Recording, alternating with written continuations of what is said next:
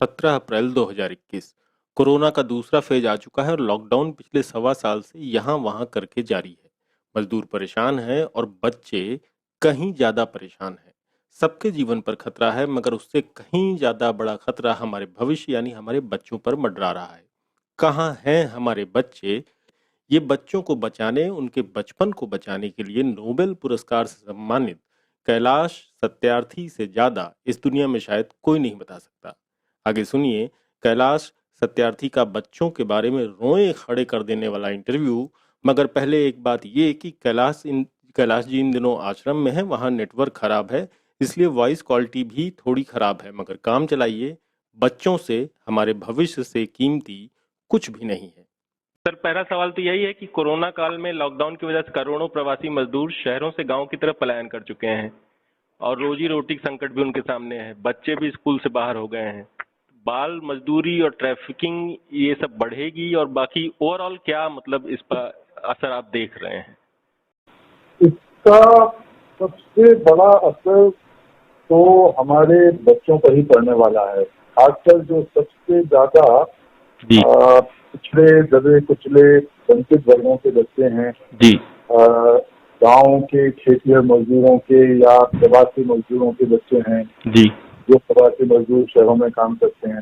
जी जी हम सब जानते हैं कि वो बड़ी भारी संख्या में वहाँ लौटे हैं वापस सब जी अपने गांव को, फिर वापस भी यहाँ आ रहे हैं। तो कल भी मैं देख रहा था जी टेलीविजन वगैरह में कि वो भिवंडी से फिर लौटना शुरू हो गया है महाराष्ट्र के मजदूरों का। जी जी तो बार बार उनके आने जाने का अर्थ ये है कि ये सारा का सारा अस्त व्यस्त हो गया, उनका परिवार भी और उनकी आजीविका भी।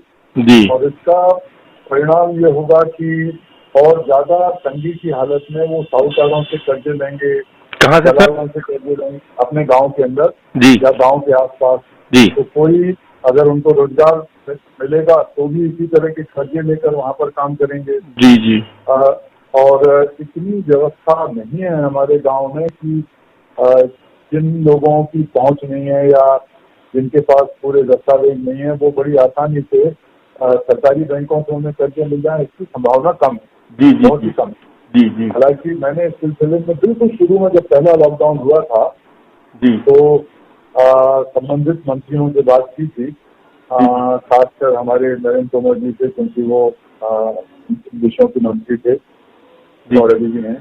तो एक तो ये है कि उनके बच्चे जो स्कूलों से बाहर हो गए हैं या अभी भी स्कूल नहीं जा पा रहे हैं, जी वो उनमें से बहुत बड़ी संख्या में बच्चे स्कूल नहीं लौटेंगे।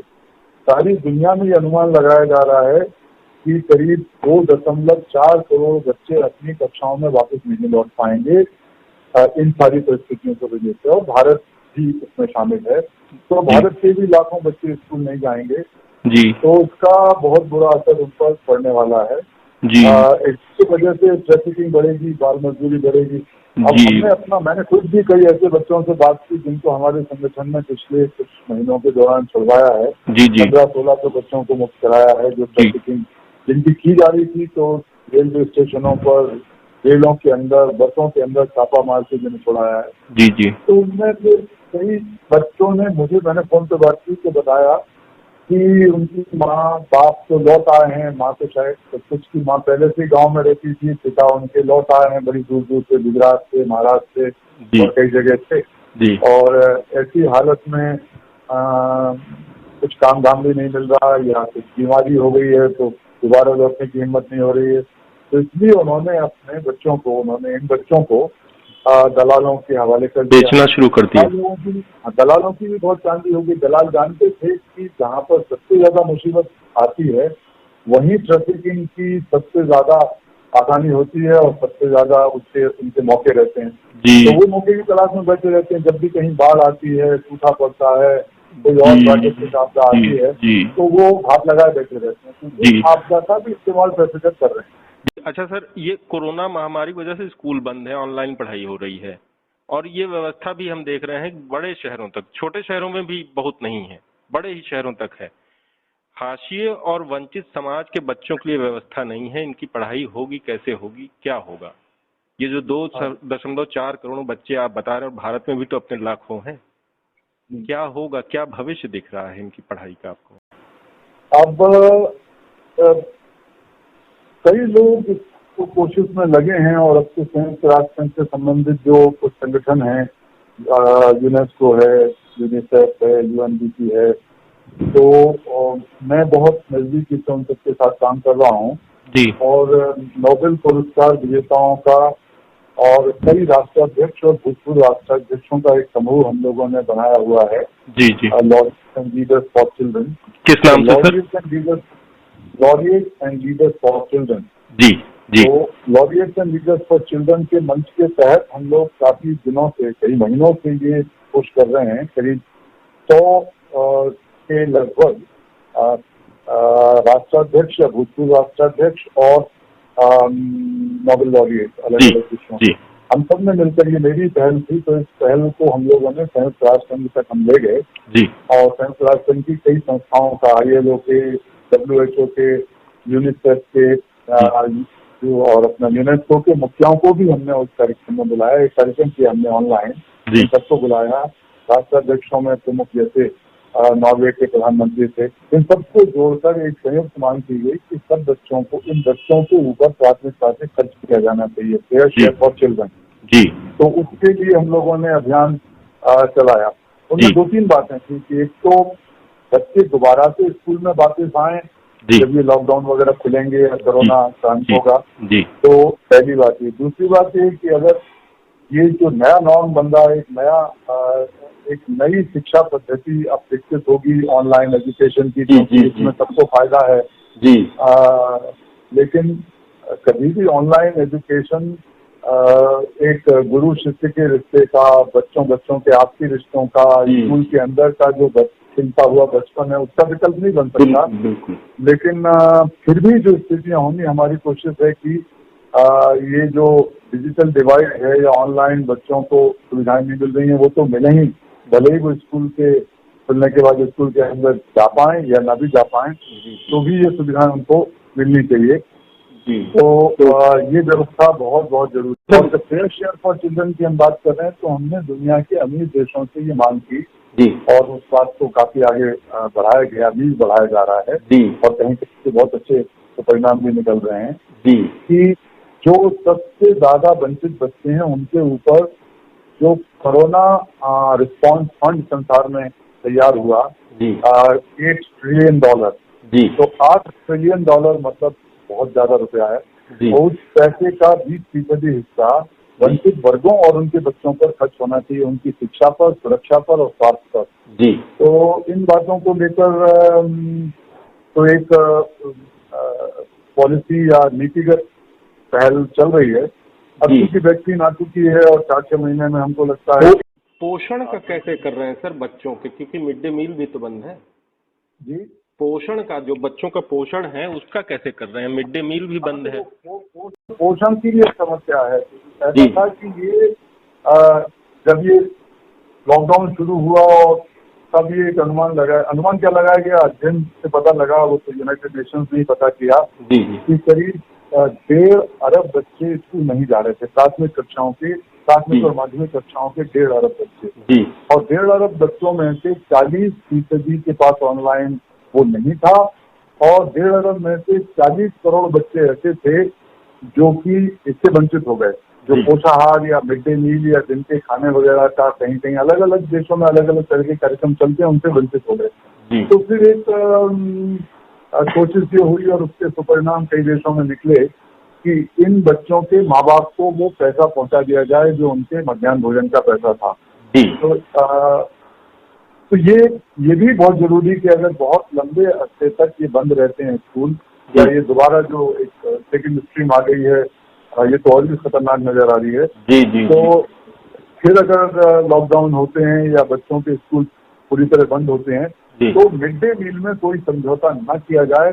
सरकार हर हालत में बच्चों को मिड डे मील पहुंचाएं, भारत की सरकार भी और दुनिया भर की सरकारें और राज्य सरकारें भी, ताकि ये बच्चे, अगर कहीं इनकी शादियां हो गई मान लीजिए, या इनको वेश्यावृत्ति में धकेला गया, या जो अतिवादी उग्रवादी तत्व हैं इन बच्चों का इस्तेमाल कर करने लगे, जो कि करते ही हैं ऐसे मौकों पर जी जब भी उनको मौका मिलता है। तो वो बच्चों को रिक्रूट करते हैं, किशोरों को, 14, 15, 16 साल के किशोरों को। तो ये स्कूल के ड्रॉप आउट हो जाने से ये बहुत बड़े खतरे हैं। तो सरकार को प्राथमिकता पर ये सुनिश्चित करना चाहिए कि जिनको स्टाइपेंड मिलते थे लड़कियों को वो स्टाइपेंड मिले, या जिनको मिड डे मील मिलते थे वो मिड डे मील मिले, और नए बच्चे भी ढूंढ करके लाए जाएं। हाँ जी। वो लिस्ट जो है ऑलरेडी सरकार के पास उसको बढ़ाया जाए, क्योंकि बच्चे तो और भी आ गए ना उस। हाँ हाँ, वो तो जो है उनको तो हर हालत में सुनिश्चित किया जाए, लेकिन अभी 1 साल के अंदर कुछ तो संख्या बढ़ी होगी। जी जी जहाँ संख्या बढ़ी है तो हम ये कह रहे हैं कि ये जो आपका जो भी सोशल प्रोटेक्शन या सामाजिक सुरक्षा की योजना है, मनरेगा की योजना है, दोबारा से चल रही है लॉकडाउन खुलने के बाद, या इस तरह की जो भी योजनाएं हैं, गरीबों को पेंशन की योजना है, गरीबी की रेखा के नीचे के लोगों की योजना है, उसमें बच्चे कहाँ हैं? अब सरकार को ये सुनिश्चित करना चाहिए कि अगर हम उन बच्चों को उसमें कहीं ना कहीं उनका उपयुक्त अंक नहीं दे पाएंगे तो ये दूसरी चीजों में धकेले जाएंगे, फिर उनको वहां से वापस निकालने में जो तंत्र चाहिए, जितना संसाधन चाहिए वो बहुत ज्यादा होगा। प्रधानमंत्री में चले गए, विषयवृत्ति में चले गए तो उनको निकालना, फिर कानूनी तंत्र, फिर व्यवस्था का तंत्र, बहुत झंझट वाला काम है। तो प्रिवेंटिव मेजर की तरह अभी करना पड़ेगा। जी अच्छा सर, खबरें आ रही कि यौन शोषण भी बढ़ा इन बच्चों का, क्या वजह हो सकती है? खबरें क्या, हम ही लोगों ने अपने एक मित्र संगठन के माध्यम से जब ये जानकारी हासिल की तो पता लगा कि हमारे देश में ही पहले लॉकडाउन के 10 दिनों के अंदर बच्चों के यौन सामग्री की डिमांड और खपत लगभग दुगनी हो गई। लगभग दुगनी हो गई एक सप्ताह और 10 दिन के अंदर। आप सोचिए कि कितना ज्यादा हमारे जो मानसिक, जिसे कहना चाहिए कि मानसिक हालत खराब है लोगों की, कि इसमें जी रहे हैं, जो पूरे पोर्नोग्राफी और बच्चों के पूरी पोर्नोग्राफी की तो डिमांड बढ़ी ही बढ़ी, लेकिन मैं सिर्फ बच्चों की बात कर रहा हूँ कि बच्चों से संबंधित पोर्न सामग्री की डिमांड दुगनी हो गई। और हम लोगों ने खुद कुछ टेस्ट करा के देखे तो उसमें पता लगा कि क्या तरीके होते हैं और कैसे लोग उसके अंदर घुसते हैं। तो इसको रोकने के लिए कानून वगैरह नहीं अपने यहाँ, तो ये बहुत ज्यादा खतरा है। तो वो है। और दूसरी बात ये कि घरों के अंदर भी सरकार के पास भी आंकड़े आए और उससे भी पता लगा कि दोनों तरह की चीजें, बच्चों के साथ हिंसा और बच्चों के साथ यौन शोषण की घटनाएं वही है। घरों में बच्चे कैद हैं, वो भी परेशान हैं, वो भी चिड़चिड़े हैं, वो भी ये हैं। और दूसरा ये है कि घरों में जो वयस्क लोग बंद हैं तो वयस्कों को भी मौका मिल जा रहा है, रिश्तेदारों को, चाचा ताऊ, ये वो, कुछ न कुछ जान पहचान वाले दोस्त लोग। जब ये खुला है लॉकडाउन तो आना जाना जब शुरू हुआ है तो एकदम जिसे कहना चाहिए कि जो एक वासना की भूख लोगों के अंदर भरी रहती है उसके शिकार हमारे बच्चे हो रहे हैं। सर ये कानून नहीं है अपने यहाँ? हमारे यहाँ तो बहुत ही बढ़िया कानून है। पॉक्सो जो है, आज पॉक्सो दुनिया के सबसे अच्छे कानूनों में है जी। और इस सरकार ने भी, इसी सरकार ने दूसरी बार जब सुन के आए ये लोग, तो इन्होंने बहुत ही अच्छे उसमें प्रावधान जोड़े हैं। हमारी भी उसमें थोड़ी बहुत एक दिनों भूमिका रही हमारे संगठन के लिए। तो मैंने खुद भी कई सुझाव दिए थे और उन सुझावों को सरकार ने शामिल किया है। स्मृति ईरानी भी खुद बहुत इस मामले में संस्कृत रही हैं। तो सर ये अभी एक आपकी रिपोर्ट आई थी, दरअसल इस इंटरव्यू का पूरा आइडिया मेरा वहीं से उसने जन्म लिया। मैंने आपकी रिपोर्ट पढ़ी थी कि हर साल यौन शोषण पीड़ित करीब 3000 बच्चों को इसलिए न्याय नहीं मिल पाता क्योंकि सबूत नहीं मिलता, थाने बंद हो जाती है, अदालत तक पहुंच नहीं पाते हैं। ऐसे बच्चों को न्याय मिल पाए इसलिए अपन लोगों को कैसा सिस्टम बनना चाहिए, क्या होना चाहिए? मैं ये हमेशा कहता रहा हूँ और हमने तो 2017 में विवेकानंद स्मारक कन्याकुमारी से लेकर और कश्मीर तक की यात्रा की थी और इसी बात को लेकर लोग चेतना जगाने के लिए भी और कानूनों की मांग को लेकर। तो कानून तो राज्य स्तर की कई राज्यों में बदले और राष्ट्रीय स्तर पर तो पॉक्सो में संशोधन हुआ ही। तो यहाँ पर एक बात जरूर है कि अकेले कानूनों से ये नहीं होगा, तो एक राष्ट्रीय आपदा की तरह मानना चाहिए। और ये एक ऐसा वायरस है एक ऐसा विषाणु है जो लोगों के मन मस्तिष्क में घुस के पूरे सामाजिक चरित्र का पतन करता है, पूरे राष्ट्रीय चरित्र का पतन करता है। तो ये बाल यौन शोषण के लिए एक बहुत ज्यादा सामाजिक पहल की जरूरत भी है एक राष्ट्रीय स्तर पर। सरकार को तो करना ही करना है। हम लोग को ये मानते हैं कि 3-4 चीजों में बहुत कमियां हैं। एक तो समाज में भी संवेदना और चेतना का अभाव है, खासकर जब गरीब बच्चों के साथ प्रभावशाली लोग उत्पीड़न करते हैं, बलात्कार करते हैं, और अगर वो प्रभावशाली लोग किसी भी राजनीतिक दल के नजदीक हैं तो बहुत मुश्किल हो जाती है। पुलिस वालों के अंदर भी जितनी संवेदना और जितनी जवाबदेही होनी चाहिए उसका अभाव है। तो बहुत देर लगती है इन्वेस्टिगेशन में भी, कई बार रिपोर्टें भी देर से लिखी जाती हैं, प्रोसिक्यूशन और देर से होते हैं। फिर इस पूरी प्रक्रिया में हम लगातार ये मांग करते रहे, और अच्छी बात ये कि सुप्रीम कोर्ट ने इस पर बहुत स्पष्ट निर्देश दिए हैं और अब वो कानून का हिस्सा भी बन गया है, जिसके अंतर्गत जो विटनेस हैं, जो गवाह हैं, उनकी सुरक्षा और जो पीड़ितों की भी सुरक्षा। तो पीड़ित और गवाहों की सुरक्षा के लिए कानूनी प्रावधान होते हुए भी वो नहीं मिल पाती है, तो वो बदल जाते हैं। कई बार उनके ऊपर दबाव हो जाता है, गरीब लोग हैं तो थोड़ा बहुत पैसा उनको लालच दे दिया जाता है। और सबसे और दुर्भाग्यजनक बात यह है कि जिसके साथ ये अत्याचार हुआ है वो लड़की या लड़का ही नहीं बल्कि पूरे परिवार के ऊपर एक तरीके का दाग सा मान दिया जाता है, धब्बा लगा देते हैं लोग, कह रहे ये उसी का घर है, ये उसी का बाप है जिस बच्चे के साथ बलात्कार हुआ था। तो बच्चे और डरा धमकाते रहते हैं वो बलात्कारी लोग, तो छोड़ छाड़ के वो मोहल्ले छोड़ के चले जाते हैं। हम लोग हर मामले में जहां हमें शिकायतें मिलती हैं, हम लोगों ने पूरी हेल्पलाइन खोल रखी है और उसका जब फॉलो अप करते हैं तो हर जगह गरीबों के परिवारों ने ये कहा कि उनको छोड़कर जाने के लिए मजबूर होना पड़ रहा है, या तो गांव में वापस लौटेंगे वो शहरों से, या फिर मोहल्ले छोड़ के भागेंगे, रोजी रोटी उनकी छिन जा रही है। तो इस स्थिति में न्याय मिलने में बहुत देर होती है। और फिर हम ये भी मांग करते रहे और वो भी कानून का हिस्सा बन चुका है कि जो फॉरेंसिक सुविधाएं होनी चाहिए कि तुरंत इन्वेस्टिगेशन हो जाए और जो फॉरेंसिक सपोर्ट चाहिए वो मिल जाए, तो उसका लाभ जल्दी मिल सकता है, क्योंकि समय इसमें बहुत मैटर करता है और अगर उसमें देर होती है तो फिर वो न्याय नहीं मिल पाता।